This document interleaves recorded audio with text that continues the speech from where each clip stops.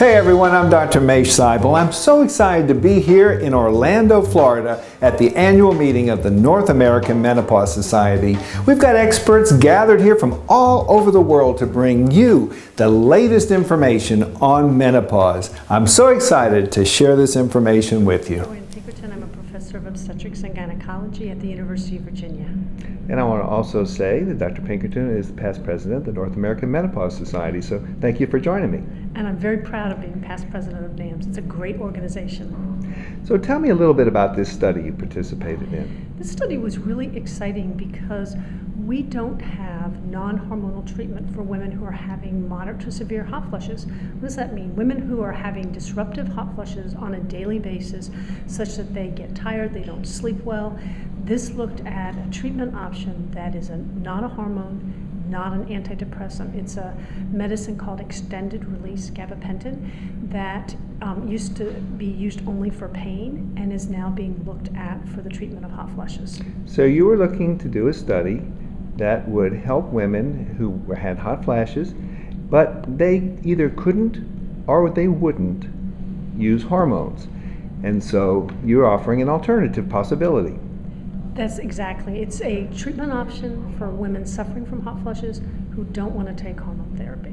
And right now, the FDA, we have nothing approved for those women. They can try over-the-counter products, which don't really work, or we can use medicines off-label. But having something that's approved by the FDA means that it's been tested in a randomized clinical trial. We know the safety, we know how well it works, and we know who it was tested in. So this was 600 postmenopausal women who were having over 7 hot flushes a day. Most of them actually, on average, had 11 hot flushes a day. That's a lot of hot flushes. It's a lot of disruption. Because they were bothersome. They stopped them in their tracks. They would sweat.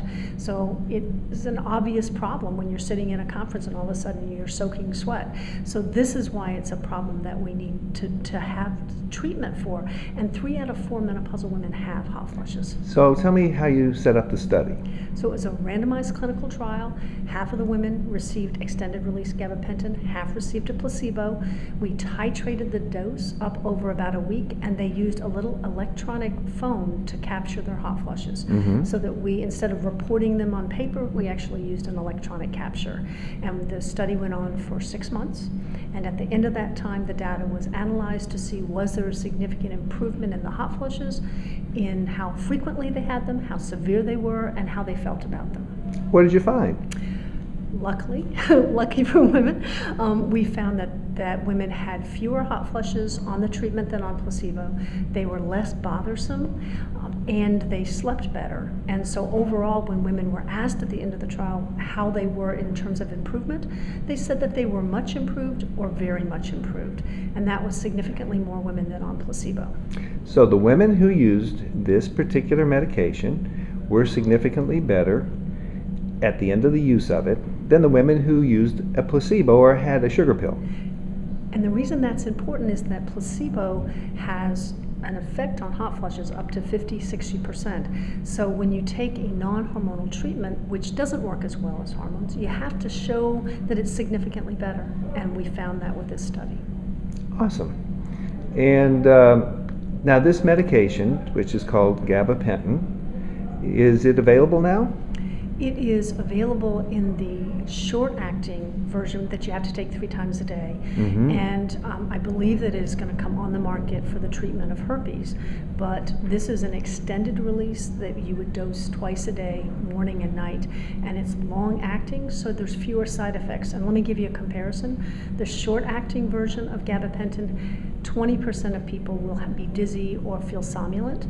In this study, somnolent means they'd be tired. That they'd be sleepy. Yeah, the next day they'd take the medicine and then they'd feel sleepy the next day.